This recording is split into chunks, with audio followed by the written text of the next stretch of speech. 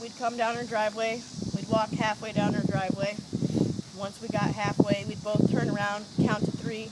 I'd run this direction, and I'd get to right up here where this last tree is, and I'd holler at her that I made it to the street, and she'd holler at me that she made it all the way down to her house, because, you know, walking through the woods at night is kind of scary for little girls, but that was our every night ritual.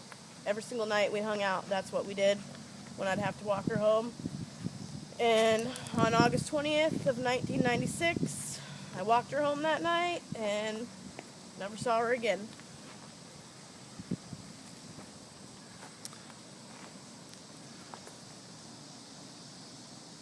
So this is her driveway? Yeah, it's really long. You can't see her house unless you go all the way down.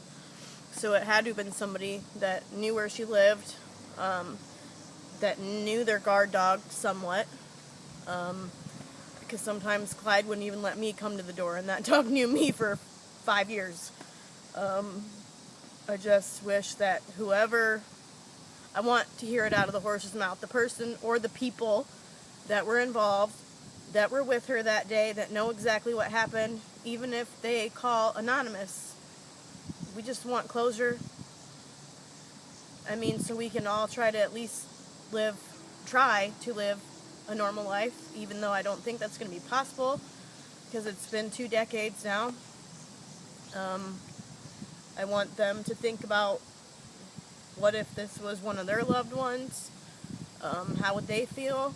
You know, 2 decades later, no answers. Still hoping, still searching, still praying. I'm sure I'm not the only one that it's caused me anxiety, depression. I show signs of PTSD. I have to start seeing a therapist and a psychiatrist, and it's affected my children. It's affected her little cousins that she never even got to meet. It's affected the whole community.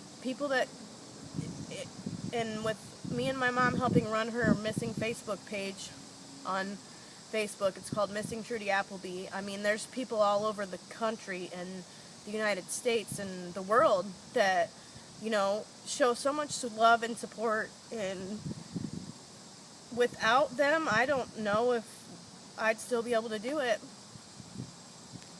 It's the viewers that comment and message us, and I actually have one lady, her name's Kathy, she'll know exactly who I'm talking about. She started messaging me on Trudy's page a few years ago.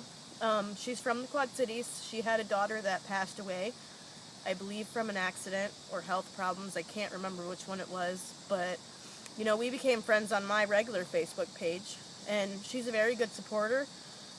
We kind of support each other, and one year she surprised me and showed up at the vigil, and now we're pretty good friends.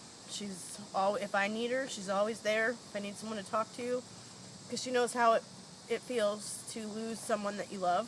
Granted, it's not the same situation, but she still knows how it feels, and I think she's an amazing woman for showing us so much support, and then coming to her vigils, and you know, now being one of my friends. And there's all sorts of people that comment on her page. People all over, people that didn't know her, people that did know her, people that kind of knew her, and they all say the same thing, you know, they pray for us, they hope that we get the closure that we need. I just never, ever, ever, ever thought that 2 decades later we'd still not have any answers.